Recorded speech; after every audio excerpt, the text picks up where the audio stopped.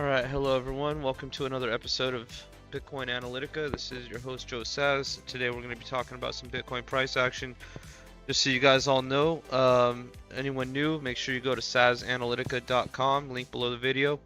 Check it out. We have a free 2-week trial for the Discord VIP and access to Gigatrend and Shark Algos. All the presets and everything in there, so if you go check it out now, you guys can get 2 weeks of access to all this for free, in addition to the algos that we have and all the different presets for different crypto assets. Take a look, check it out. 2 weeks free, guys. Alright, so on to some Bitcoin price action. We have our move out the bottom. We've basically gone sideways since yesterday. The only real thing to discuss here is the wick. And yeah, so on the 5-minute, the good thing about this move was we dumped right into support at about 41.4 with signals, you guys. So we have buyers even chasing the book from down here to up higher. So that's looking pretty good. So yeah, you know, we've had one big thing happen in the short period of time since yesterday, whenever I went live, and all it was is an attempt at a move down. Some big seller dumped their bags. Clearly, you can see the majority of it was in 2 candle spaces here, so maybe it was a little bit wider spread than just, you know, a whale, but it was as things were kind of resolving back to the bottom end of the channel that someone started this dump, and then someone kept it going and so forth. A total price spread from about 43,000 down to 41.3. You know, that is volatility in my book. Back all the way up immediately to 42.7, 42.5, and then up to about 42.7. So it does express that there is some volatility about, which I think is more bullish right now than it is bearish. Very interesting to see that we dumped right into the signals at a higher price point than we had consistency before, so that's definitely good to note. As we kind of grind this out, you can see that there's a loss of signals over the past hour or so. So that's really good. How's the music? Alright, turn up the music a little bit because I couldn't hear it. Alright.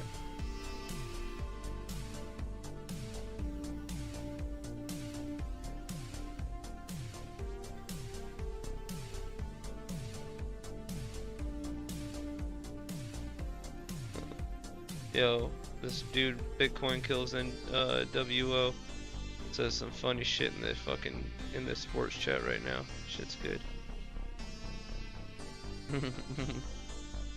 Damn, you gotta be kidding me with all this. This is so good.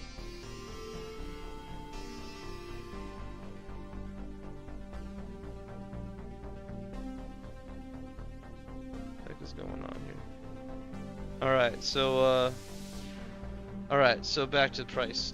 We've lost some of the signals as we've neutralized a bit here in this price range, 42.7. Ready to move on up. No signals in the 1 to 2.5 band. A slightly strong perp market, a weakening ass dominant aggregated spot market. So yeah, I like what I'm seeing there. I like what I'm seeing as we progress. Even a little dump into a dual band confluence with signals. So really strong stuff. Yeah, be careful though. Don't over leverage all this, man. This is tough titties right now. I bet you the next one's gonna dump or something and it's gonna make you wait. Fucking push a little lower. Yeah, just be careful. This market is definitely in a painful zone, so don't get too caught up on any one thing. Alright, on the 4-hour we haven't opened up a gigatrend long yet. On the daily, what have we done? Let's see here. We are closed at a slight loss. Closed at a slight loss for now. 44 down to 43 it looks like. Yeah, so little loss, you know. What is that? 2%. 2.5.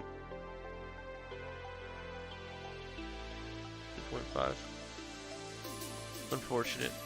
but Gigatrend on the daily has proven to work very well. I mean, there's certain, and this isn't even one of those algos, but a lot of stuff out there, you know, not even a lot. Some of the most successful can get 9 out of 10 wrong, but 1 out of 10 it just had you in the right move for so long, so powerfully. And that's what I love about this thing. You know, look, when it catches you in the move, you're fucking in it.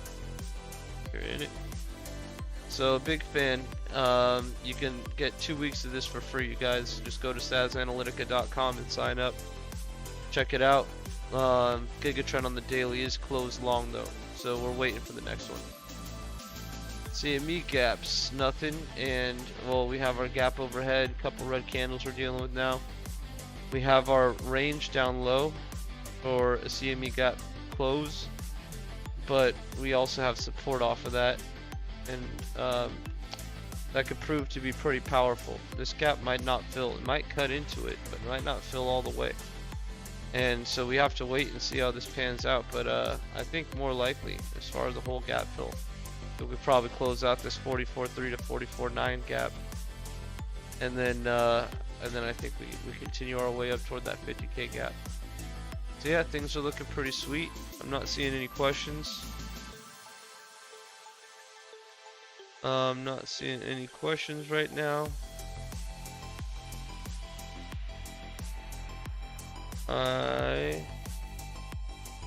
Jackknife, good news, boy. I'm finally all in. Bought the top, but at least I'm in. Let's go. That's fucking hilarious, Jackknife. You crack me up, dude. Look, you should DCA. I want you guys to be wise, but you know, you go. It's fucking tight, for sure.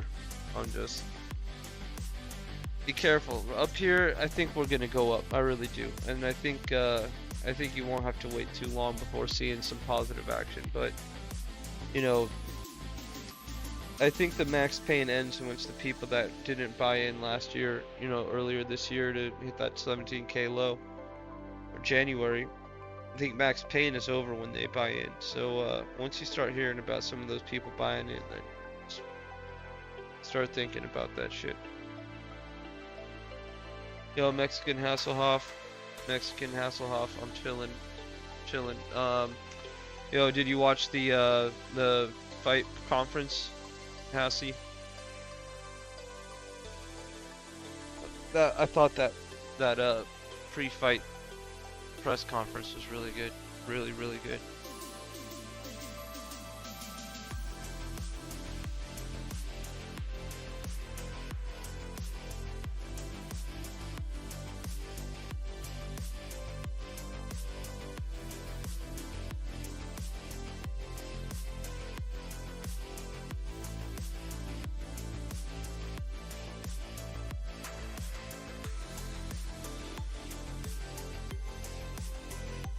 Alright, got you, Jackknife. Jackknife. That's good. It's a good mentality, for sure. I just still recommend DCA. Not everyone will have as strong of a mind as you, right? So I think it's important for a lot of people to do the thing that will cause them the least amount of pain. If you have a 5-year time horizon and you know Bitcoin and you've known it for a long time and you buy right now and you know full well that it could go down to 30, 25 pre-halving and pop back up here and make you wait 8 months, that's you know, your thing, right? But I just like to make sure it's known for anyone that may tune in who isn't, as you know, who hasn't weathered the storm as you have and been in the market as long as you have, or we have, you know, to really understand what's going on there. So anyways, yeah.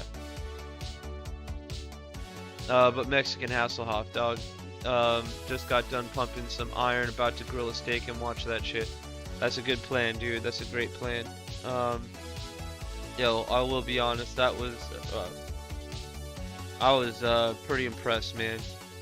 And yo, that little bitch Ian Gary though, fucking little bitch. What a piece of trash. I hope they let Kevin Holland step in on short notice and take that fight with Luque. I really hope they let Holland jump in there, man. Kevin Holland, he's a great fighter and one heck of a character, man. Fantastic. So, yeah, dude, everyone, make sure you do your push-ups. I need to start doing way more sit-ups after my Vegas trip. Drinking that much for that many days straight. I got a lot of sit-ups to do. I've still been pretty sick, and it's just painful to do everything. Not saying it's succumb to weakness, but sometimes you gotta just let your body heal, man. And I did a lot of frickin' push-up contests in Vegas. Holland, I watched that Wonder Boy Holland earlier today. Oh, you saw that? That was one of the greats, man. I think that was one of the better fights in the past few years, man. The agreement not to, you know, focus on ground game or anything. I mean, yo, that was a fight between two very proper gentlemen, two amazing, skillful individuals. That was one of my favorite fights to watch. In general, that's one of my favorite fights. Michael Chandler versus Justin Gaethje versus Tony Ferguson. There's a lot of great fights, man, but that freaking fight, Wonder Boy versus Holland, yo, that was a special fight, man. That was a very special fight. What a gentleman's agreement, not to wrestle, you know, just to keep it standing, and they fucking go at it, dude. Man. Alright, guys, so a few of you have tuned in. Hit that like button for me, peeps. Love you all. I did a quick update. I know it started off with like 2 people. There's 7 here now, so let me just throw in the quick update. We crashed down pretty hard.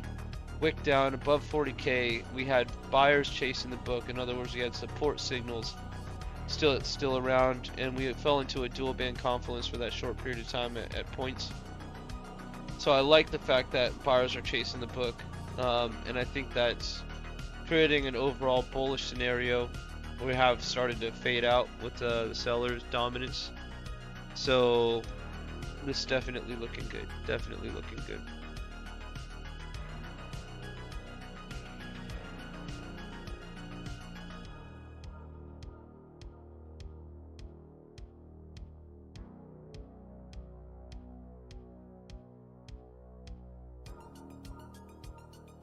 Oh shoot, it's still a competition thing. I need to change this thing.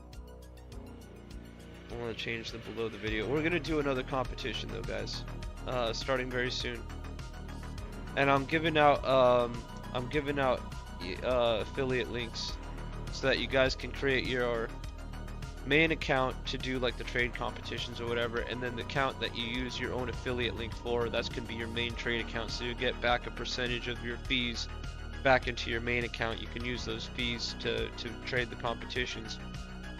So I'll have that coming out very soon. I'll post it in Discord.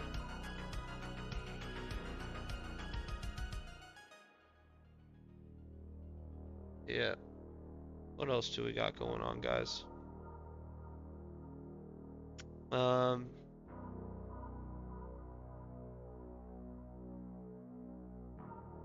Yep. Something I'm gonna look into is the Geneva Bible. I don't know if you guys have heard of that, but I've been like doing a lot with the King James Version Bible, listening to it, reading it a bit. But I mean, there's a lot of stuff out there. Even like the Ethiopian Bible, I think, is older than the King James Bible. Pretty much to me, like, one of the most important things that a Bible can do is say the correct name of God in Exodus. It's not I am, it's Yahweh. Didn't catch your whole show, but your public service is much appreciated, Joe, Global Royal. Yeah, man, much love to you, brother. Thank you so much for the compliment, and I am happy to serve, man. It is my purpose. So, yeah, any questions you guys may have, don't hesitate to ask. Happy to serve. But yeah, I've been thinking a lot about Bibles, and I think I need to check out a new one. The Geneva Bible is the one that I'm interested in, even though Switzerland is like the throne of Satan. I don't know if you guys are very familiar with that, but the Bible pretty much says where the throne of Satan is in Geneva, you know, CERN. The CERN fucking logo is 666, you know, out there. So, yeah, I'm a little curious about that one. I'm a little curious because the name, you know, doesn't have to mean that it's, you know, it doesn't mean much is what I'm trying to say, but Ethiopian Bible's older. And Exodus 20, I believe, or it says the name of God. It says a lot of Bible translations will say his name is I am, but no, it's Yahweh. And any Bible that has that correct, I would believe has more things correct. Because there was an argument that could be made, there's an argument that can be made that not to use the Lord's name in vain is to just not use it at all, right? And if you don't use God's name at all because you don't know the name, then that's violating, in a way, a commandment. So there's something interesting to that. So that's why I want to take a look down that rabbit hole. Yo, what's up, foil fuckers? Great to see you, brother. I'm feeling a little better, to be honest. I'm feeling a little better. Hopefully I'll be better by tomorrow. I'm hoping by tomorrow I can smoke a cigar, but I think that's a little wishful thinking. But let's see here. Gotta read all the translations of the New Testament to see how they differ. Yeah, I wouldn't say all translations, but I did read a lot of, like, there's a book called The Lost Scriptures, something like that, and it's like it's like a book filled with all of the lost books of the New Testament. I think that one's just a focus on New Testament. There's the Gnostic Gospels, and then the Dead Sea Scrolls. Those both are very founded in areas of truth. You know, the Dead Sea Scrolls were thousands of year old documents. So yeah, that's why I'm a little curious about some of that stuff. Very curious about some of it, because I think it's the King James version of the Bible is actually owned by Disney.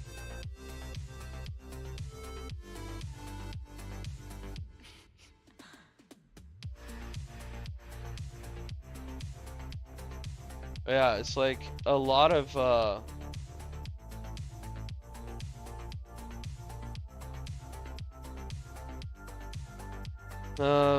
I saw a thing on it and I gotta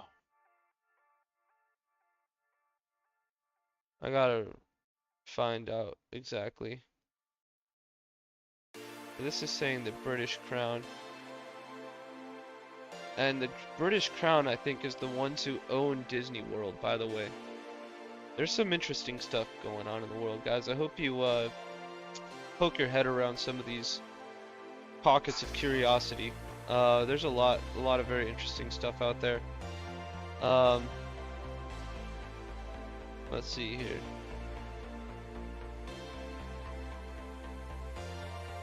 That's crazy.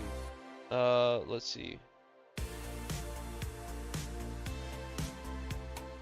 Well, this is a lot of Google stuff. Google's becoming less and less trustworthy. I would have to really dig, which isn't a big problem, but just chilling right now.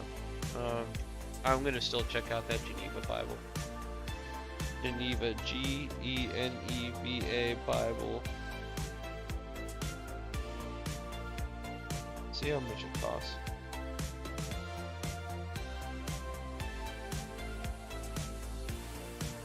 Pretty expensive, but these are probably, oh wait, this isn't in US dollars, that's why. Alright, cool. What's so special about the Geneva Bible? It used Roman type instead of the traditional black letter for the first time. No, that's not it. Is Geneva Bible the first Bible? The Geneva Bible followed the Great Bible of 1539, the first authorized Bible in English, which is the authorized Bible of the Church of England. What churches use the Geneva Bible? The English Reformers, Puritans, Separatists, and even some bishops.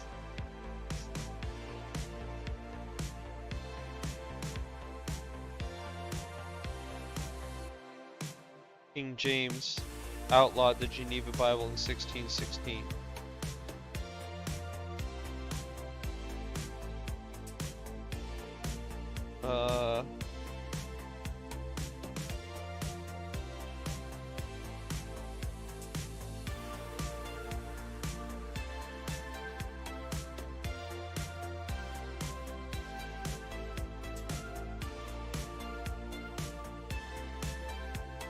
I don't know. I still want to get like to the best one that I can get to before I really settle anything in. So I'm curious about this though. Let's look up the Ethiopian Bible.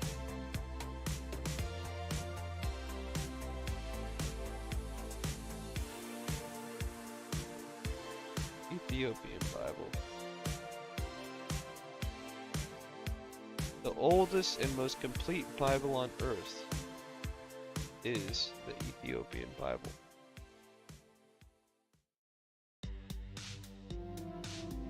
It's 800 years older than the King James Version. 81 to 88 books as opposed to 66. It's written in Ge'ez or something, G-E-E-Z, a long extinct language of Ethiopia. The most accurate, the oldest and most accurate is what is widely regarded as. Why does it have 81 books? Broader canon seems to have been created by Ethiopian scholars commenting on the Fetha law code.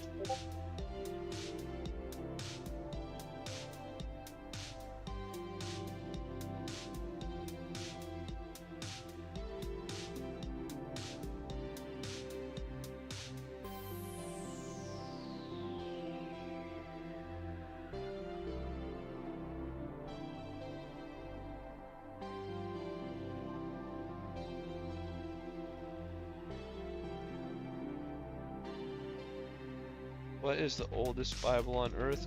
Codex Sinaiticus. Check that out. Codex Sinaiticus.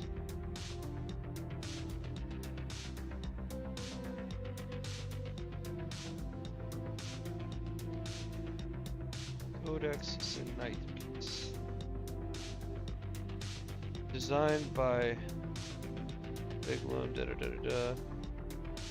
Sinai Bible, 4th century Christian manuscript of a Greek Bible. Nice.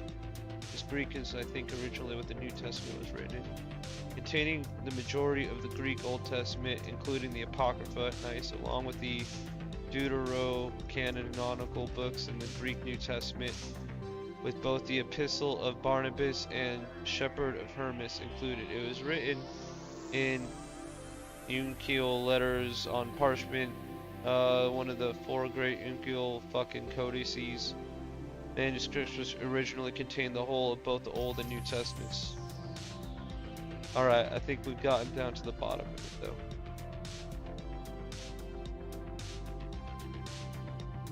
I don't really... Biblical scholarship considers Codex Sinaiticus one of the most important Greek texts of the New Testament, along with Codex Vaticanus, until German biblical scholar and manuscript hunter Constantine von Tischendorf's discovery of Codex Sinaiticus in 1844. The Greek text of Codex Vaticanus was unrivaled. Since discovery, study of Codex Sinaiticus has proven to be useful to scholars for critical studies of the biblical text. Nice, in a sneaky short from 43.2. Yeah, that's looking sweet. I wouldn't mind, I mean, setting a take profit, a stop loss and profit. I mean, you're pretty clean on this trade, let's be honest, so you definitely have time to think.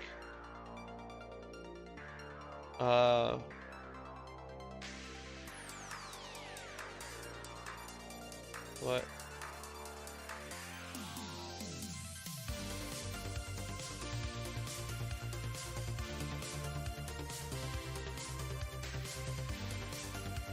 Vatican Catholic.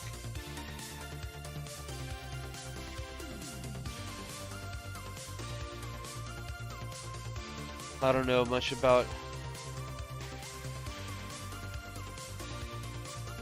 Vatican. What's called Vatican, like the Codex Vaticanus?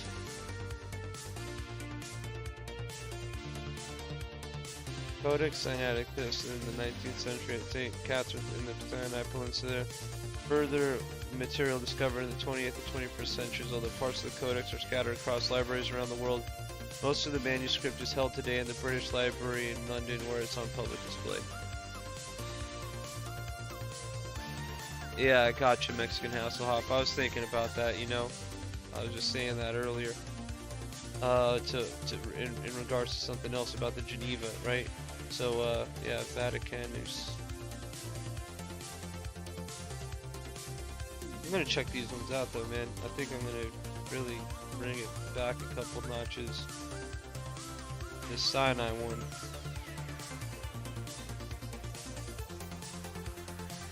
Yeah. Looks like I have my homework. Looks like I have my Christmas gift.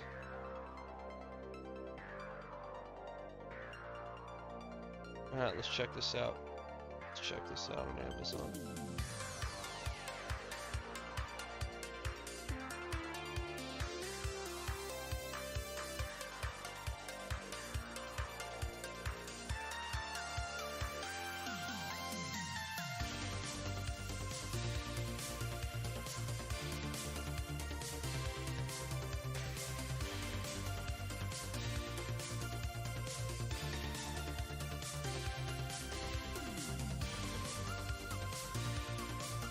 There's stories of it.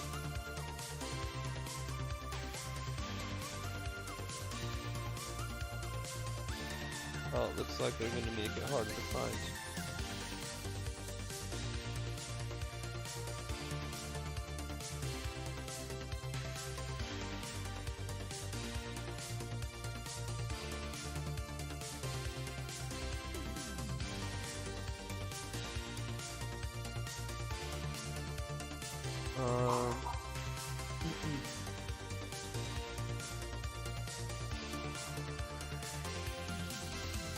I have to look this up somewhere else.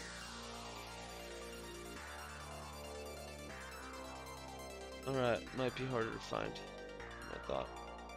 Alright guys, well you know, I'm gonna check this out. Sinai Bible. And yeah, I hope you guys are all in your journey in pursuit of truth. I hope you're taking it seriously, because I tell you, the evil devil worshipping people are taking their job very seriously too. So I hope you guys are taking your you know, faith seriously, and if you don't have any, just remember there's elites of the world literally doing satanic ceremonies in front of your very eyes. So maybe you don't want to believe something, you know, but they certainly do, and they definitely believe in the opposite of God. They believe in like straight up the thing that the Bible says is evil, pure evil, you know, Satan. So you know, don't sit on the fence, man. The fence belongs to the devil. So you guys, much love to you all. I'll wrap this up. I mean, oh, fucking Ryan, man, it's so good to see you, man. Been a while. Hey, did you watch that press conference today?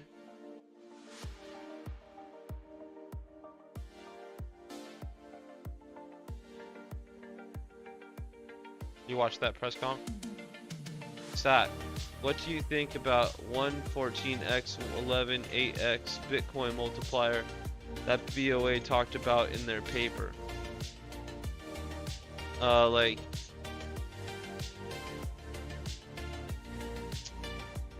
I don't know exactly what Bank of America, I'm assuming that's Bank of America talked about in their paper. I don't know what Bank of America is talking about. Fuck it, let me take a look.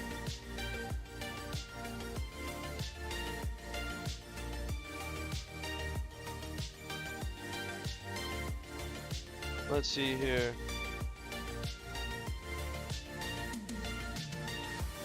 I'm not seeing it.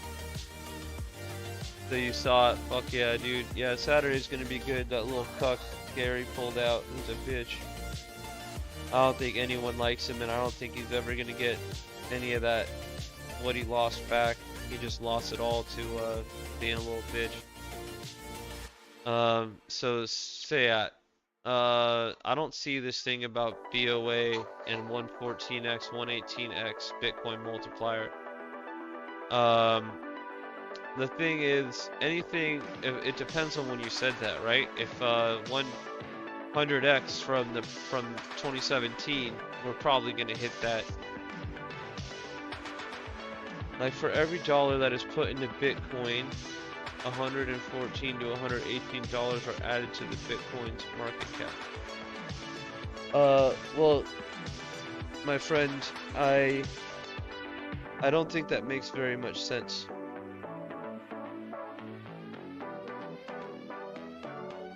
For every dollar that's put into Bitcoin, 114, 118 are added to Bitcoin's market cap. I don't see how that makes any sense, because there isn't any sort of like fractional reserve policies. If you buy Bitcoin, you own Bitcoin, and there's no other way to put it. If you put $100 in a bank, it's technically worth zero to you. The bank can invest it and lose it all, and then, you know, I don't get this multiplier concept.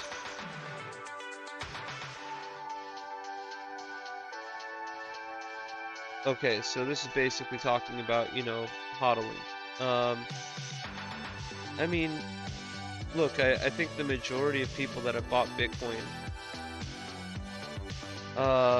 that's actually probably not very true. I think a lot of people that have bought Bitcoin have bought with the intent to never let that coin see the light of day outside of their hands. So with that being said, yeah, there's probably some truth to that. There's probably some truth to that, you know, like silver or gold. I would assume there's probably some truth to something like that, you know, with an asset with true scarcity involved.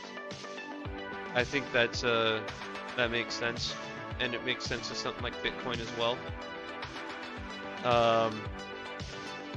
But it's probably on a 10-year, you know, 5 to 10 year spectrum like that, you know. One thing about Bitcoin is that I think a lot of that very far, very fast stuff is kind of over, you know. From 1,000 to 20,000 was a big deal. From 10 to 1,000, you know, Bitcoin has, I think, is run out of its huge run-ups. I think it's out of those, man. So, yeah, I think the time frame on something like that goes on a bit longer than it probably used to. But there's definitely hodlers, and most of the people that trade probably hodl some. And I don't think there's too many rage quitters. There's definitely a lot, but relative to the amount of hodlers, I don't think there's that many rage quitters. I would say, yeah, there's probably some truth to that. So yeah, Ryan, water bottle throw. Yeah, dude, Ian Gary out in his fight. Hopefully they let Kevin Holland fight. That would be really cool. And yeah, good stuff, good stuff. There's a good fights this weekend. It's gonna be great. Yeah, I'm gonna take a deeper look into this Codex Sinaiticus. Try to find this thing.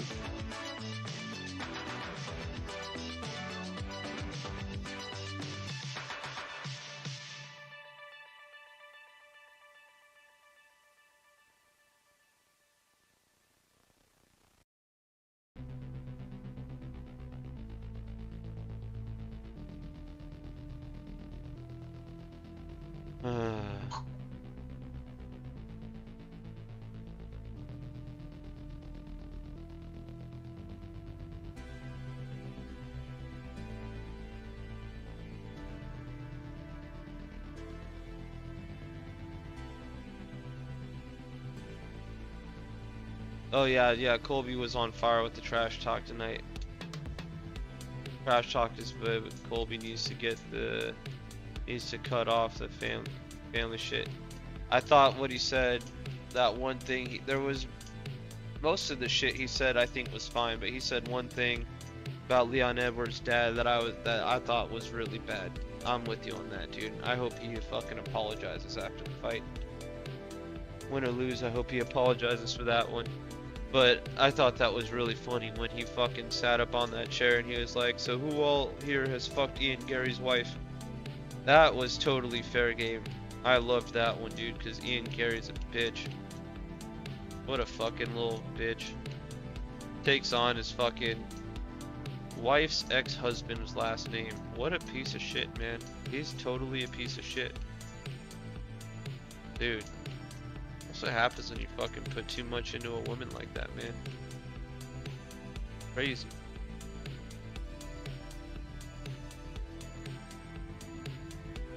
Alright, so in this, I'm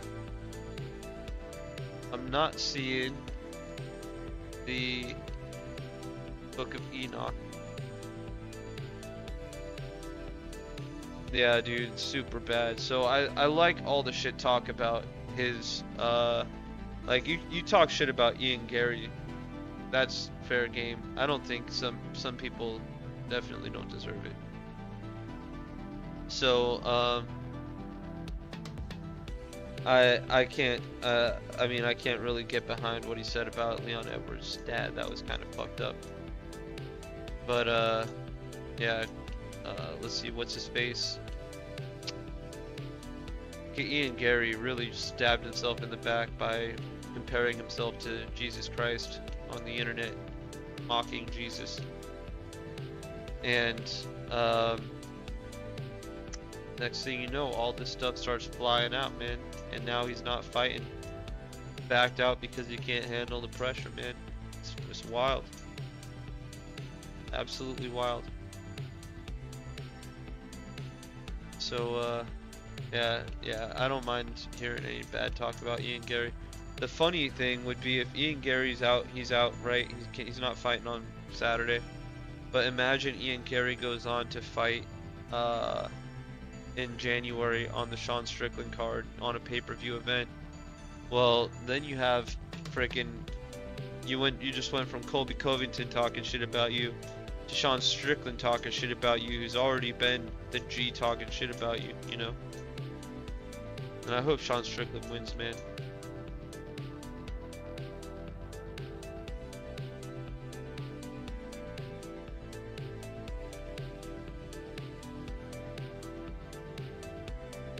You know, I'm gonna let this ride and I'm gonna go, I'm making my little sick juice, man. I make this, it was on the recommendation of a friend, but you do like a tablespoon of turmeric, a bunch of ginger, a spoonful of honey, and some salt, some pepper, and a lemon. And then mix that all up nice and good. And I throw in some cayenne pepper in there too. And yeah, that's a really good sick drink, I think. That's a really good sick one.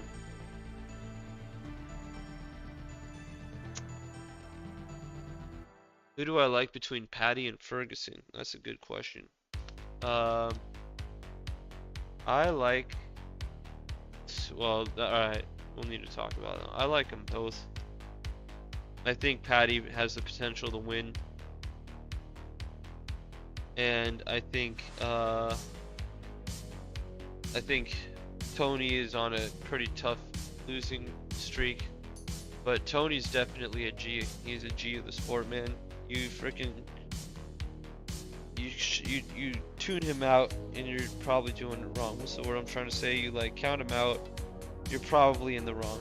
He's a super dangerous opponent to get in an octagon with.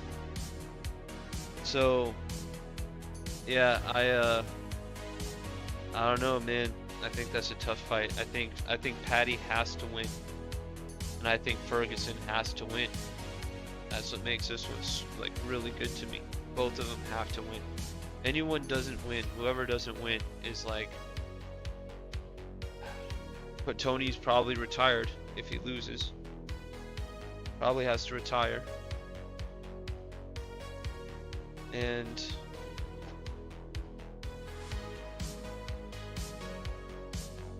Yo. And then if Patty loses, then he looks really, really bad. Not inflation, inflammation. Oh, is that what it? Fuck, am I talking shit over here? Am I saying the wrong words? Jackknife. Oh wait, Jackknife, you said something earlier I missed. I have looked into buying some land. Lots of land where I can hunt, trap, fish, explore trails. Hard to find a place that covers everything. If I sacrifice fishing, it would be easier. Why don't you look at like Minnesota or something, right? Isn't there a lot of space up there for that type of stuff?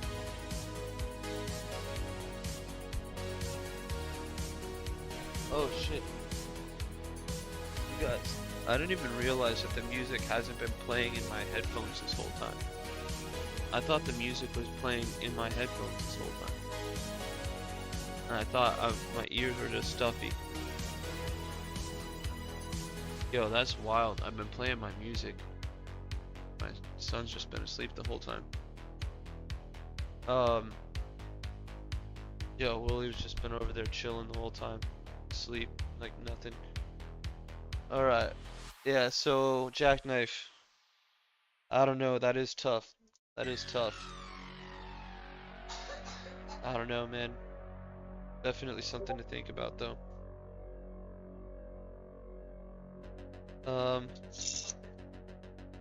Wonder Boy might get shit kicked. Yeah, I'm definitely prepared for that to happen.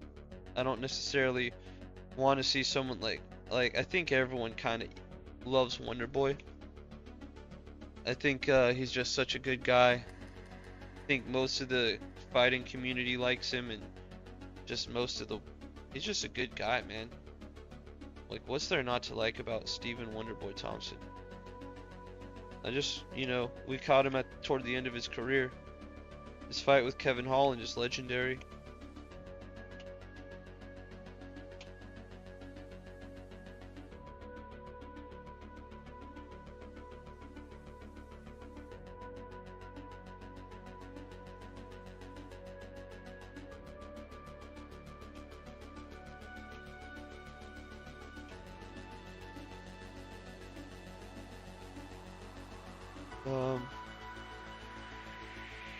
Yeah, so I think it's very possible that Stephen Wonderboy gets his fucking shit rocked. I don't want to see it happen necessarily, but hey, he's 40 something years old fighting a guy with a 100% finish rate, and it's just the younger guy tends to win. This is time is a fucking cruel son of a bitch, man. Just sad, dude. It's sad. Your head is 100% in it. In fact, your head might even be stronger than it was when you were 25. But, just the body isn't the same. Global Terror. I saw him complaining about hitting 40. Yeah, I mean, it's tough, dude. Sure, that's one hell of a wake-up call, man.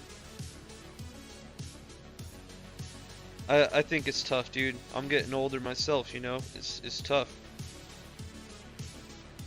It's sad to get older and think of the fighter I was when I was 28, what I am now,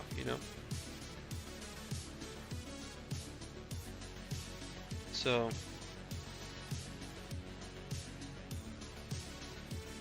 I mean, I'm still a good fighter and all that, but just crazy, man. I was 28, 27, fighting, getting my acupuncture done, healing up real quick.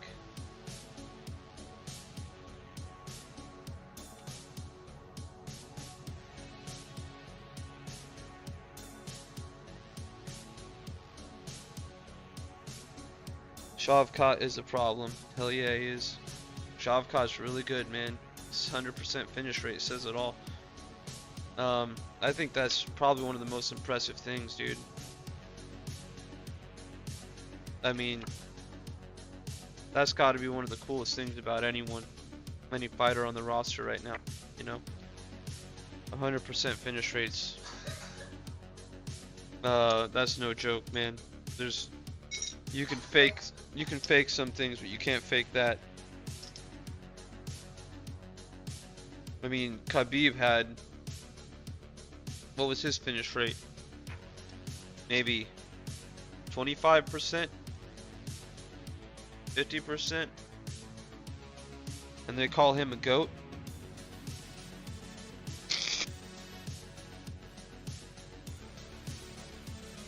There's no way.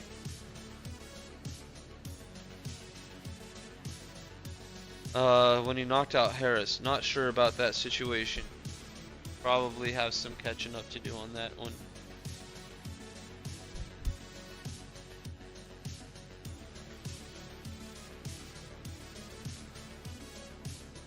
Preparing some.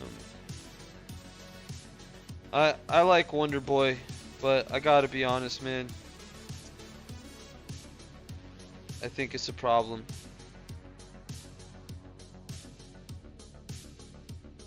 I think it's a problem. You know, these older fighters, as much as I want them to have it in them. It's a different world, man. Covington Edwards gonna be boring ass fight. You know what's funny? I'm really hoping that it isn't gonna be, but I'm not gonna use up my wish to Santa Claus on that one, because you're probably right. Probably right on that one, dude. I see that going the boring route.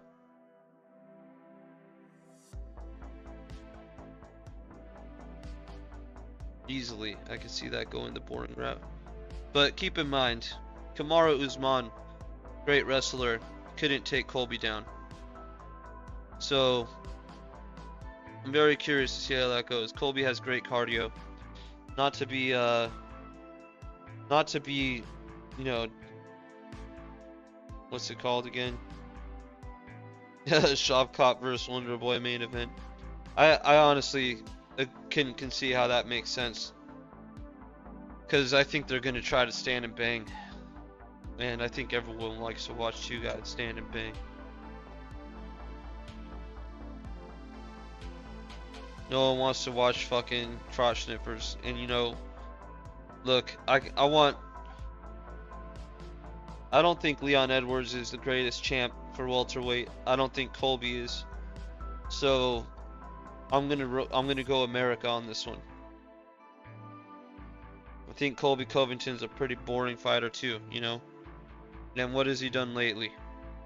He lost to Usman. He did crack Usman a couple times, but you know.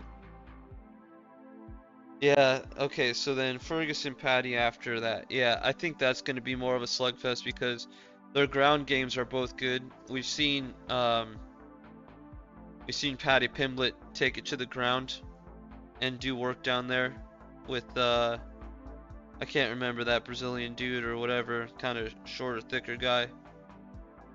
And I thought for sure if it went down there that Patty was going to get eaten, but he held his end. He held his end. So I like Patty's ground game. I think it's to be respected. And also, we all know Tony Ferguson is no joke on the ground too.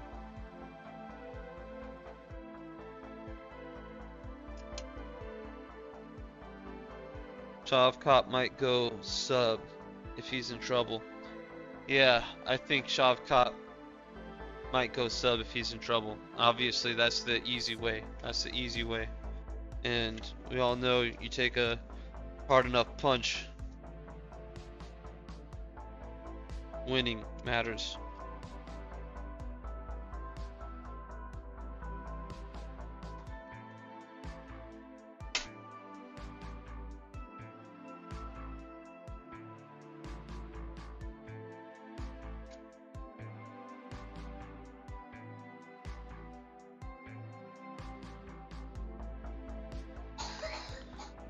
Alright, now I'm just missing my spoonful of honey.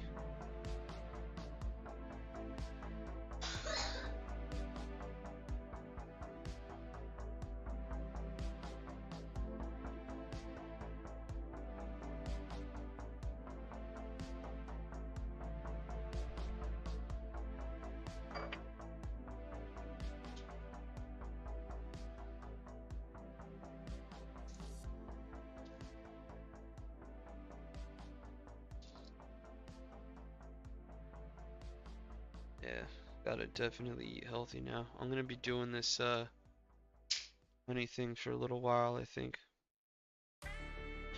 Because I really don't like getting sick as many times as I have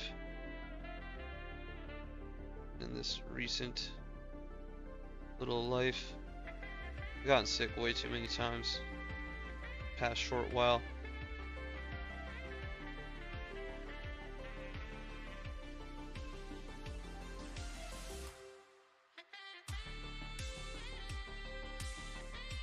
But the good, I mean, not good thing, but at least I'm not the only one that got sick in Vegas. I was about to take it personally if I got sick again, but once I found out it wasn't just me, then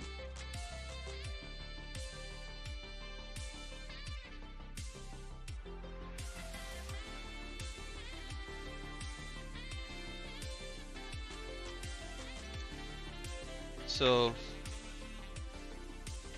we go a half teaspoon of cayenne pepper.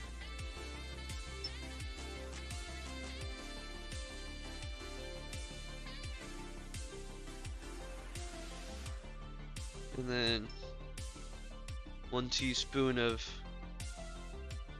turmeric. A whole fuck ton of ginger, diced up, nice, small.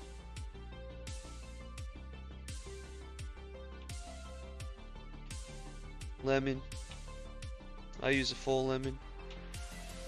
Some salt, some pepper.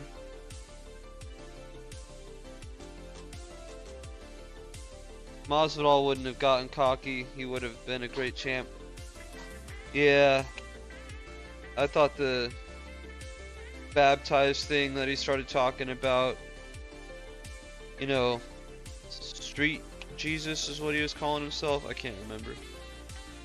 Yeah, Masvidal probably shot himself in the foot too. You know, we were just talking about that. Look what happened to Roger Ver, man. You start comparing yourself to the likes of Jesus in a vain sense like that, you know, referring to your pride and arrogance or whatever you may have on you, you're probably going to end up with your face in the dirt.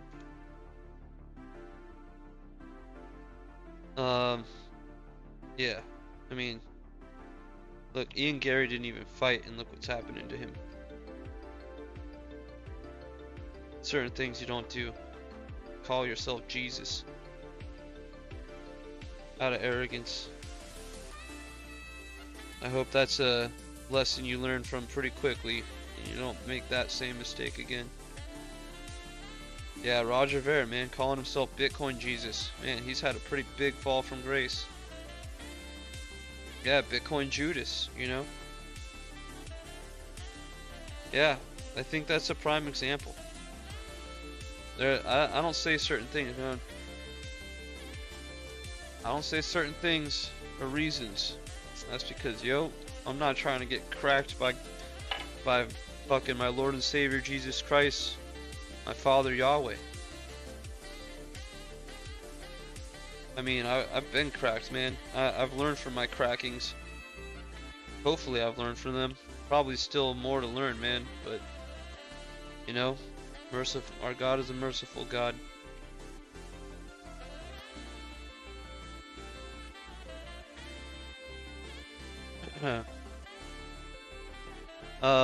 Roger Ver, I believe, was a black belt in BJJ, or brown belt.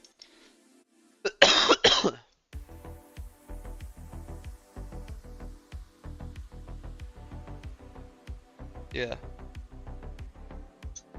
I think last I remember he was a brown belt, but last I kind of knew a little bit because I was actually trying to fight him, but when someone told me he was a brown belt, and I said, I don't fucking care. Someone can be fantastic at BJJ, and I respect that. But, yo, you still need to take me down and prevent me from just raining down hammer fists on you.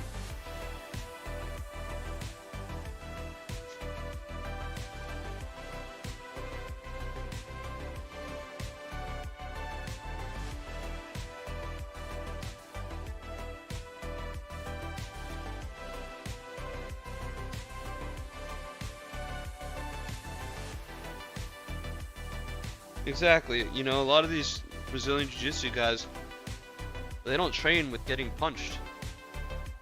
So it's like, how do you know you could be effective at what you do when you've never even been under real pressure? I'm not saying it's bad. I'm just saying people can hit you in the face. And in a gym, guys aren't hitting each other in the face. So how do you know that, you know, BJJ is actually supreme? Obviously, if you're fighting some guy off the streets who's just a shit talking, wife beating, you know, bag, then yeah, you know, you're still probably good no matter what trained martial art you bring to the table. You know, if it's just some alcoholic shit talker, yeah, those guys, all of them are probably pretty worthless, minus a puncher's chance.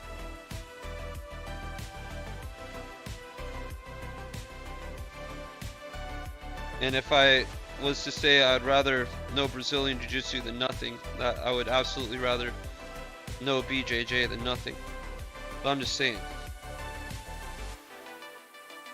if you're okay at BJJ and you're going against an okay striker, I think an okay striker wins because there's a lot of fucking hammer fists getting dropped on you. If you're the best, if you're Gracie, you know, taking out a boxer, you get him down in the first split second. I don't know. And also keep in mind, a street fight's totally different because there's gonna be nuts and eyes. Nuts and eyes in a street fight. Got a lot of nuts, a lot of eyes in a street fight.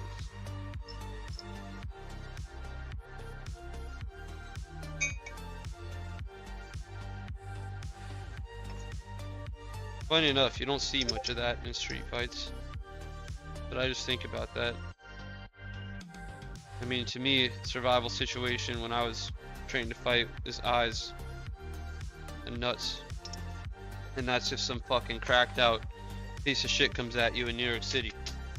That's, you know, they tell you, look, you gotta take nuts and you gotta take eyes. Here's how you fucking take nuts and eyes.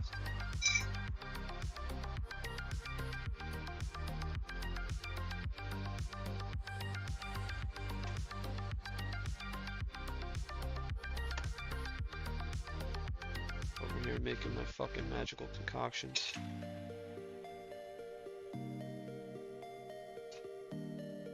Yo, Hasselhoff, I still fucking love this music, by the way, man. This music has been the source of all of our joy for at least a month now.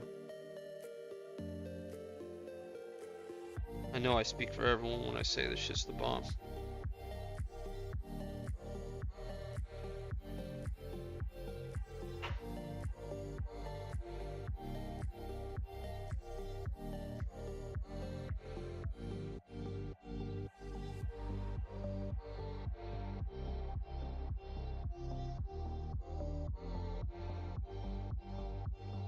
Alright. Yeah, I figure I might as well make a bunch of this stuff. So again, I do 1 lemon, 1 teaspoon of turmeric, organic lemon, organic turmeric, 1/2 teaspoon of organic cayenne, couple shakes of the pepper, a little bit of sea salt, and then organic raw honey, big teaspoon of that, and then a bunch of chopped garlic, preferably not garlic, ginger, chopped garlic, preferably organic, but not gonna lie, I kind of skipped that step because I was real sick and I didn't want to look too hard for that. But now I'm just making a bunch of these things, like kind of like a Z pack, putting them in little mason jars. So I'll keep them ready, so all I gotta do is add hot water. I feel like this is the smart way to do it.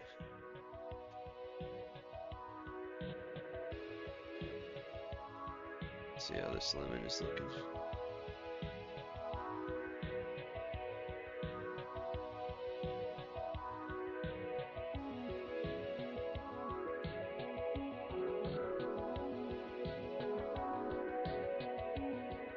Alright, so yeah, this weekend though, I'm excited. I really wish Ian Gary was gonna fight though. I was hoping he would get his head fucking dropped. But I'm not so sure of that anymore. I'm not so sure Vicente Luque was the guy to do it anyways. I was kinda hoping we would get to find out. But you know what? Yo, if Sean Strickland gets to have Adam in a month, I think that would be pretty cool still.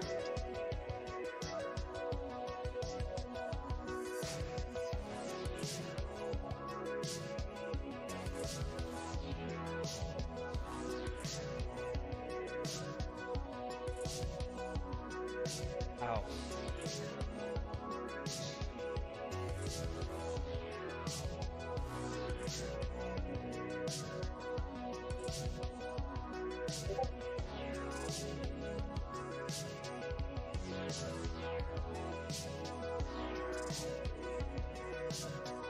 So, deep price ain't doing much. As we come back up to that range where we had consistent signals, I'd be very curious to see if we still have them. If not, I'm feeling pretty good about a not so long period of time needed to break to the upside.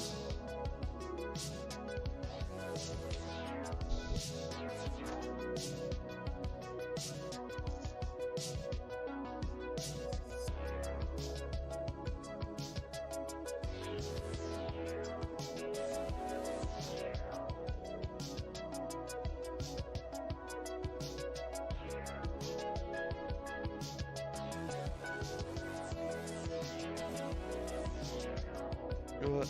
2 is good for now. 2 pre-mades.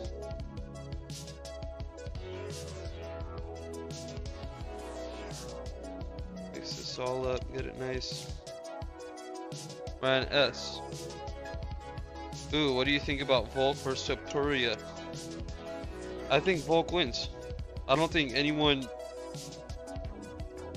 Volk loses to most people. And he's only lost to a guy who trains in a full weight class above him. And he lost twice. Once he lost for real from a head kick, but on short notice, which, you know, I don't think it matters since it was a head kick. But the first time he lost to Islam was a pretty dumb way for Islam to win. You know, if he's trying to take a P for P ranking, that's not how you win.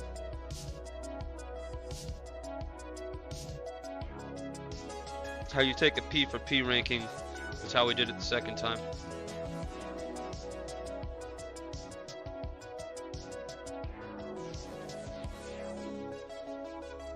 Yo, I'm gonna make these frickin' professional little. Oh wait, hold on. What on that same card, Dvalishvili versus Cejudo is in February? That's interesting. That's very interesting.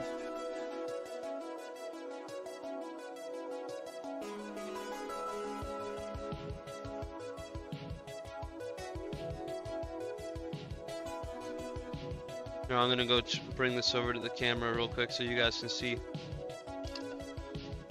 I just make them like this.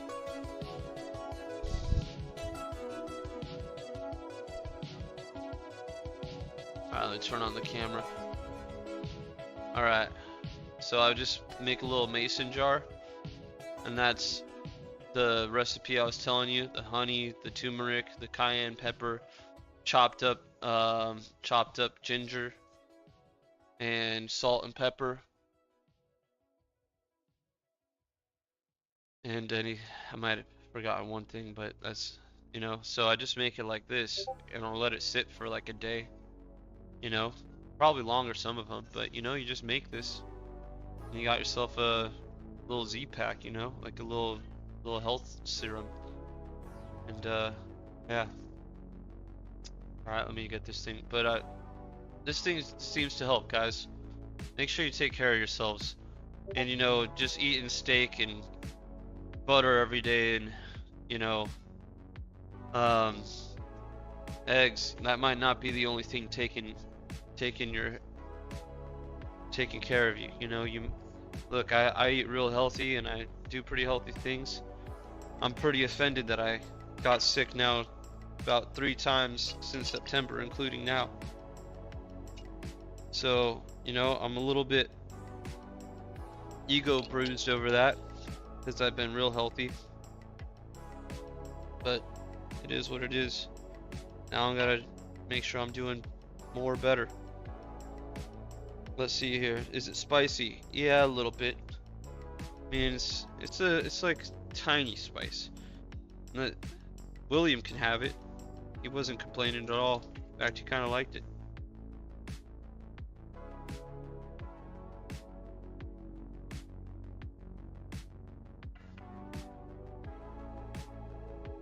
I wonder how long this will last, though.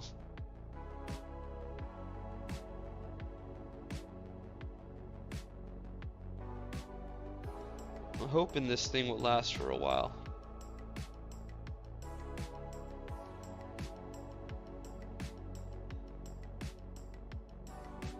Because that would be tight to make like 20 of them. And just, you know, get all the work done when you're not doing much, and then bam, got a nice long thing there. I wonder how they need to be stored. Maybe refrigerators probably, but I'd assume so. That's what I'm gonna do anyways. But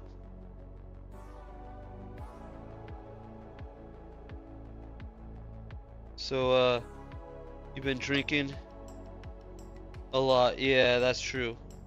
Yeah, I was drinking a lot. I mean, can't lie about that, dude. I was definitely an alcoholic for 5 days. For 5 days, I was not doing anyone proud.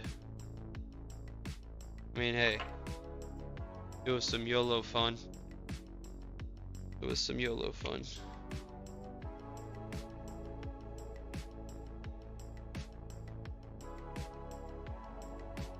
It was truly one of the best times I've had in recent memory, other than being with my son and having great times with him. I mean, Vegas was one of the absolute best times. My brothers, man. Fucking my people, friends, which are my family.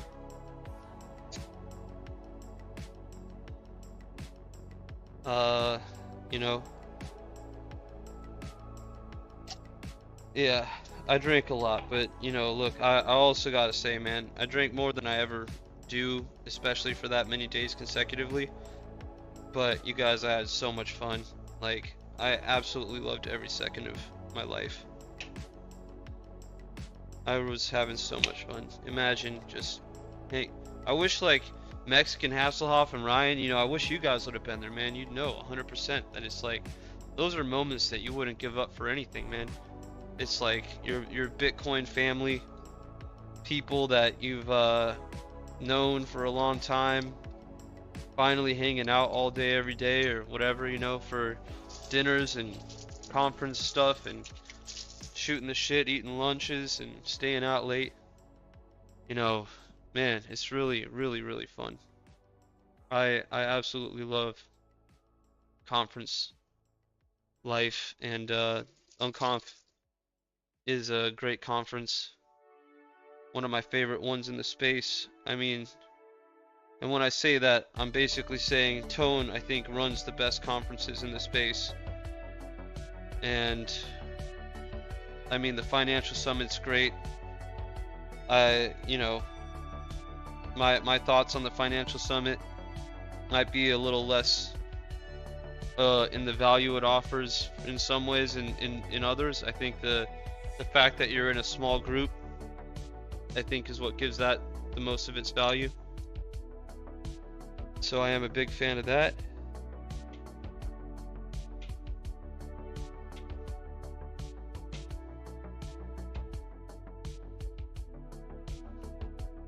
Yeah. And was Vegas busy? I don't think it's about a time of year. I think it's about if there's events going on. And while we were there, there was like a rodeo going on. So there was a bunch of Texas people there.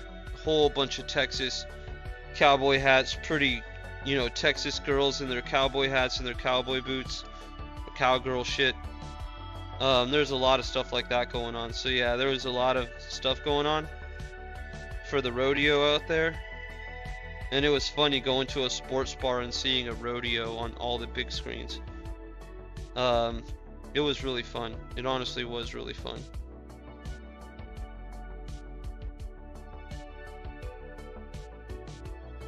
I have a fun time, man. It was a bit pretty busy, but it wasn't like overwhelmingly busy. Um, you could and I like, I went to the strip for one day, and I gotta say I went to the strip on a Saturday night. I was flying out Sunday, so I crashed with my friend because I had to check out, anyways. So I just brought my bags over to his house, Ethan, and just crashed over with him on the strip. And we went out for a little bit, and there was absolutely no one out except fucking two black frickin' hookers that came up to us and, tried to sell us their services. It was a little annoying though. Not really what we were, by then it was just, everyone was partied out and we weren't looking for whores.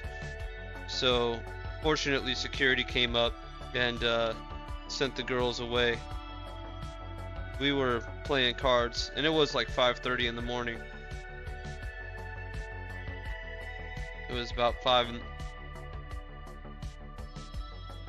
to 5:30 a.m. when those fine ladies of the night, or to me, gotta be honest, they were a little trashy looking.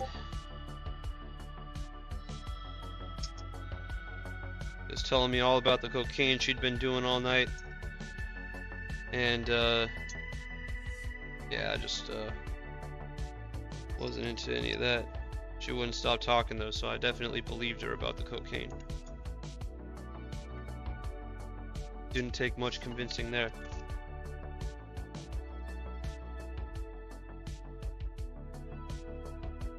So yeah, that was kind of funny, but like neither of us were into that, especially by that point. Maybe night one or something, who knows what would have happened. But yeah, they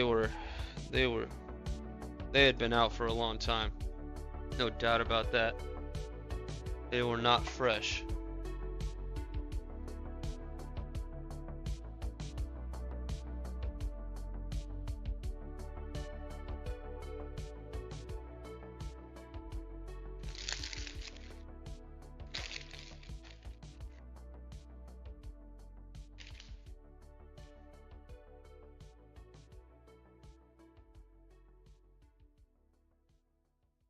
Yo, what's up, Karen? Great to see you here.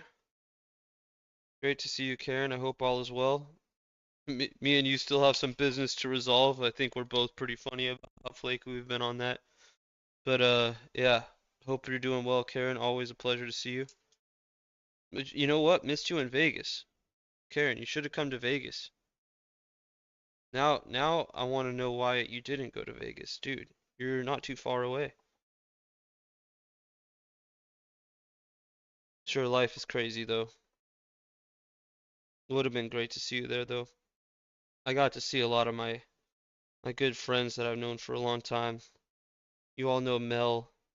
Mel comes over when she's not busy, she can just come over here. She's not far away.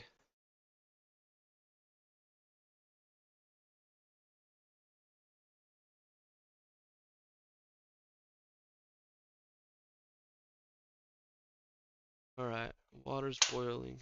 Add water to solution.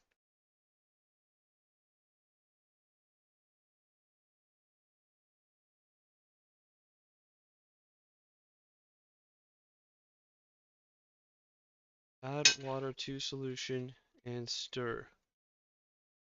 Totally wanted to go to Vegas. I had no idea you were gonna be there, and it was a race that week. Ah, yeah, Karen, would have been great. Would have been great, honestly.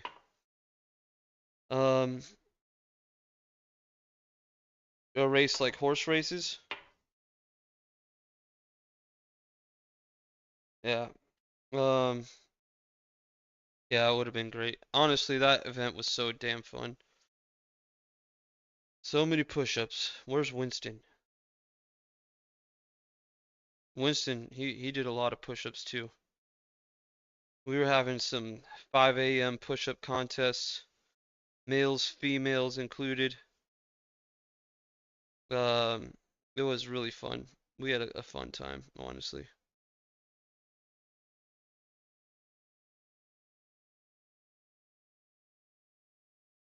Saw saw some people who I only knew by one pseudonym. Saw my boy Cupcake Durant out there. It's great to see him. Sure you guys remember him. Birds of Prey World Cup ski race downhill. What? Is bird? Hold on, I'm confused. Is this like a Harley Quinn thing, or is this like birds that are like eagles trained to hunt from 1,000 feet or something? I need answers.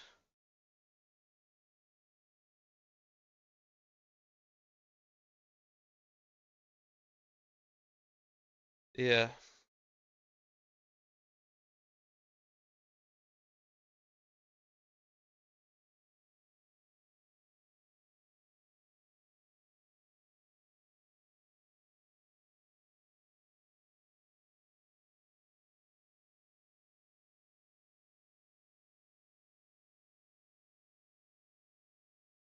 Yeah. I was doing the math, Karen, and basically if like something's within like 8 to 10 hours, it's a pretty might as well drive situation. Like for me, it's 2 hours drive to the airport, then it's wait 2 hours, then it's fly 4 hours. That's 8 hours right there. And then it's and that's assuming there's no delays of any type. And then there's the land and that's an extra 20 minutes to get off the plane or so, land and get to the front door of the airport where you can take a taxi, then it's another 30 minutes from there. So you're talking at least like 9 hours if you're gonna fly somewhere. You might as well drive it, ideally with a friend.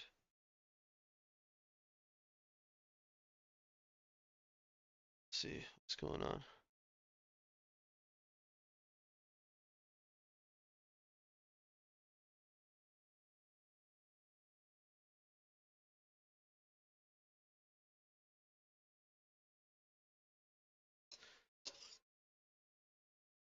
Alright, health potion number 3 is made, and we're just gonna make 4 while we're here.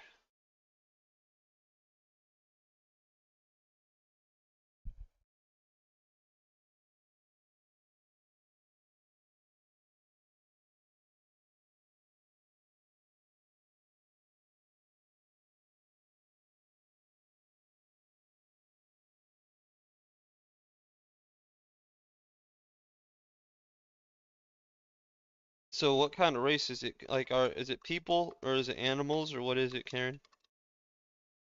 And you know what was also really good about this weekend, Vegas, was that the fight card wasn't that important. Ryan, Mexican Hasselhoff, tell me, did I miss anything important on the fights last weekend?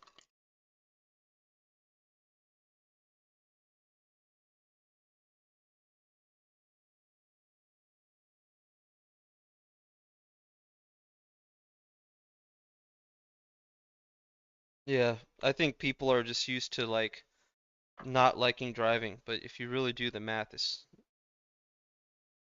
probably the better way to do things.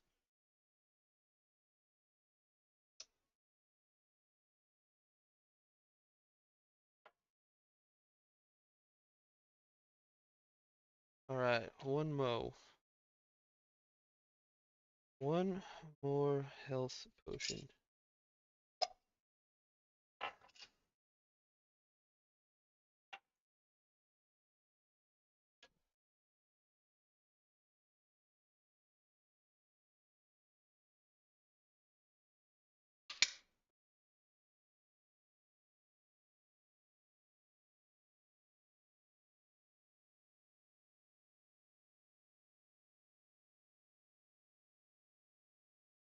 Yeah, main event decision. Yeah, see what I'm saying? I looked at the card before I planned my trip, and when I saw who was on it, I was like, yo, I'm the fuck out of here. I'm not gonna miss anything. So even in Vegas, I didn't even care about the fight. I think Patrick was in there watching sports at uh Circa is the name of the place, which is a pretty nice place by the way. And they had really nice sports area, great for sports bettors and viewers. Massive, massive area, massive screens. Honestly, I'd love to watch a UFC fight card there. Um, Heck, that would be amazing. That would be absolutely amazing to watch a fight card there, like a UFC pay-per-view event there. That would be phenomenal.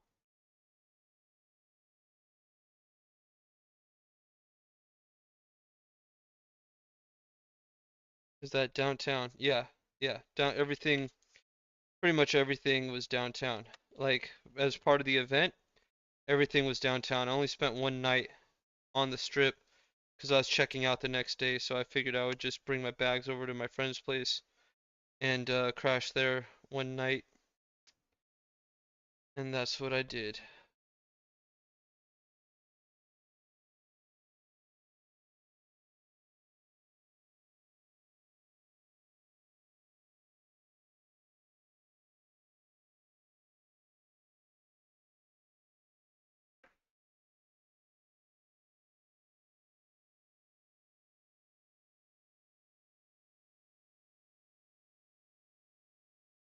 Ginger, which isn't a problem.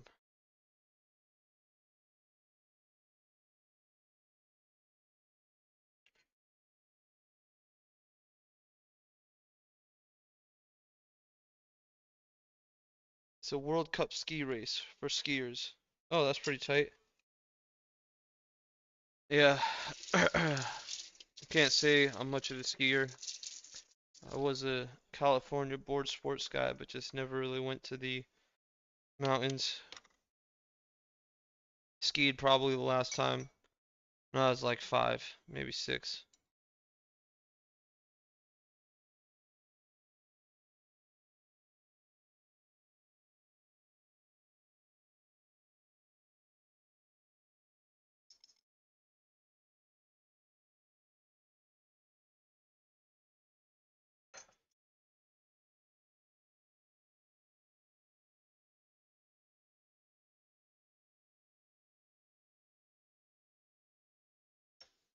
All right.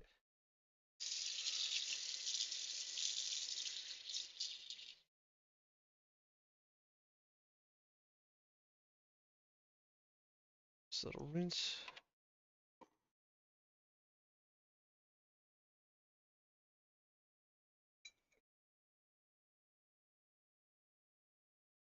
Yeah, I think this plan is gonna work out. Made 4 of my potions, plus 1 to drink now. So now I'm stacked on health potions.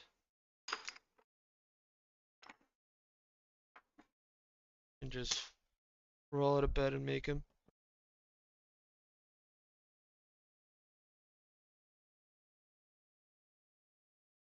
Yeah, I like downtown Vegas more.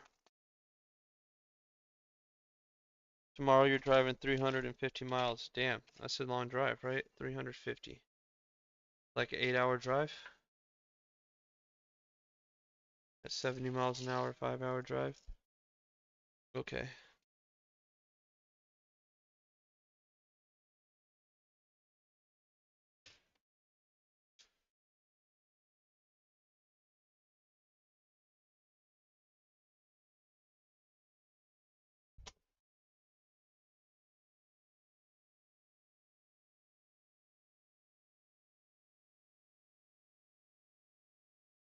Wonder if there's another ingredient like some olive oil that would go really well in this. Olive oil in this all mixture? What do you think? Anyone have any thoughts on that?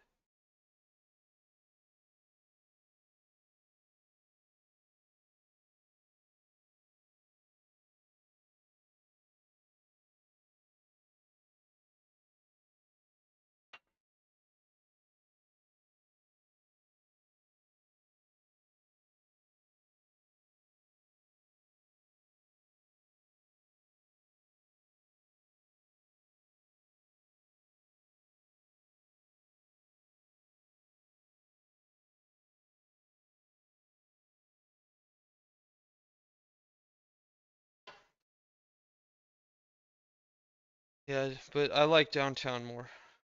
No, I didn't even know about downtown Vegas until I went to Unconfiscatable for my first time in maybe 2019, early 2019. And that's when I found out about downtown Vegas.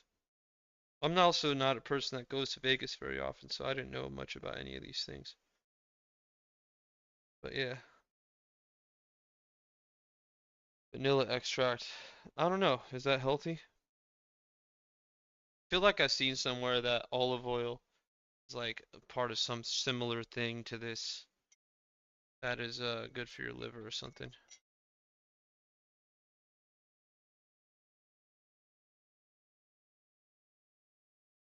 Yeah, I'm not messing around right now. I'm eating all the stuff.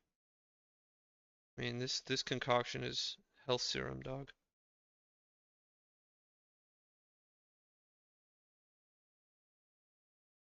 It's basically Tony Ferguson juice.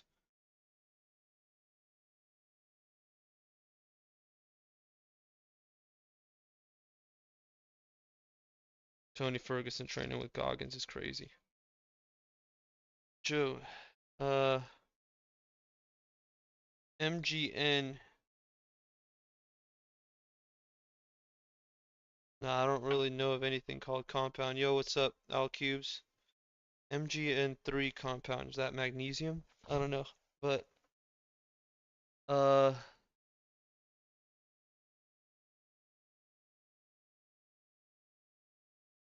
let's see here. I don't know. But yeah, I'll check it out sometime. Curious. Have you seen that new Beretta? The PS something. Um, you know, I feel like I'm gonna take a look global tarot. There's a few things out here that I've written down and didn't do my digging into that I should have. But yeah, there's like a thing that makes you detox from heroin overnight, but like they fucking banned it or some wild shit. Um, damn, I wish I could remember this stuff because I write a lot of it down and then I forget where it is.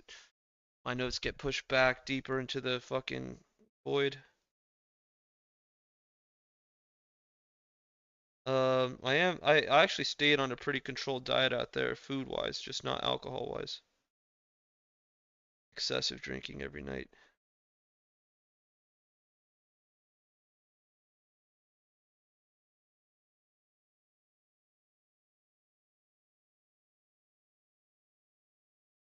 Uh, Karen, I'm making little concoctions of 1 lemon, teaspoon of turmeric, half teaspoon of cayenne pepper, salt, pepper, big teaspoon of organic raw honey, and then mix that all up, and some chopped ginger, making some health potions. Mix all that up, and that's what I'm taking. So a lot of us actually got sick in Vegas apparently on the yeah, dude, yeah, the Vegas flu. You know, the thing about the apple cider vinegar, have you seen that the Bragg's apple cider vinegar has now been tainted? It was bought out by Katy Perry and Orlando Bloom and yeah, right. Hopefully it's not. But apple cider vinegar is that's gone now.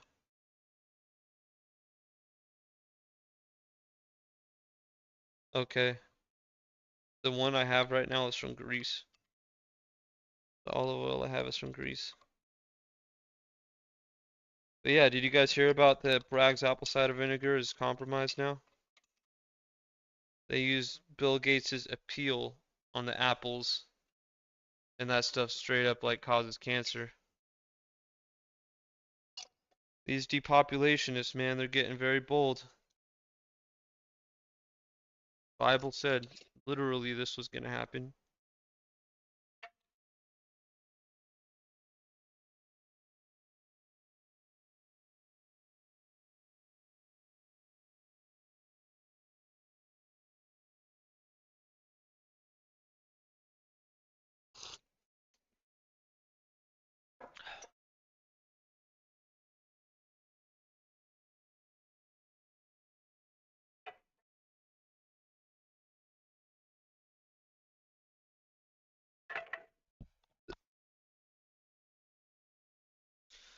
Alright guys, well I'm probably gonna sip on this and wrap it up here.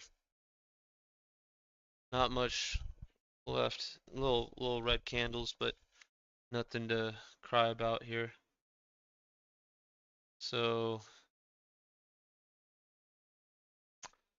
yep, everyone, I appreciate the time and love from you all. Send it all back tenfold. I hope you guys all stay strong and healthy. And yeah, it is, it is there's a lot of fucking shit going around, airports and this and that, so I mean, don't take anything personally, but or too personally at least. But yeah, I got my drink right here. I'm gonna finish up and then probably lay down and try to hit the hay pretty soon. So much love to you all. I hope you all have a fantastic night. Take good care of yourselves. And I'll be seeing you on the next one. Seeing you tomorrow. Tomorrow's Friday. Yeah, I'll see you tomorrow for sure. All right, everyone.